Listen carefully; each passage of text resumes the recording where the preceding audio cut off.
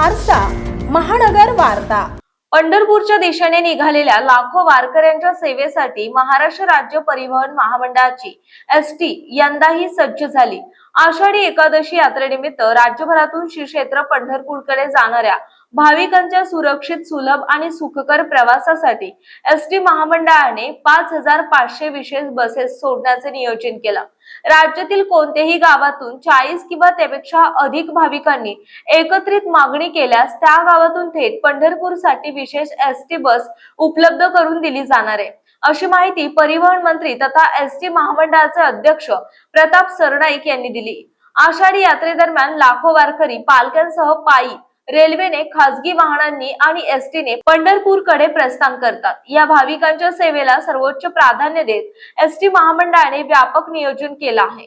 भाविकांनी आपल्या जवळच्या एसटी आगाराशी संपर्क साधून विशेष बसची नोंदणी करावी, असे आवाहन करण्यात आलं। विशेष म्हणजे या विशेष बस सेवेतही शासनाच्या सर्व प्रवासी सवलती कायम राहणार आहेत।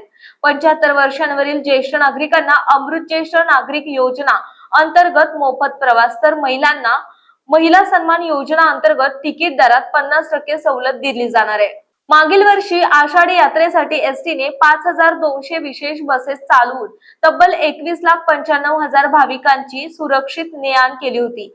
यंदा त्याहून अधिक सक्षम नियोजन करण्यात आलंय। वारी दरम्यान रात्रंदिवस सेवा बजावणारे चालक, वाहक, यांत्रिक, कर्मचारी, पर्यवेक्षक आणि अधिकारी यांच्यासाठी मंत्री प्रताप सरनाईक यांनी स्वखर्चाने चहा, नाश्ता आणि भोजनाची व्यवस्था केली आहे। सुमारे 13,000 कर्मचारी या सुविधेचा लाभ घेणार आहेत।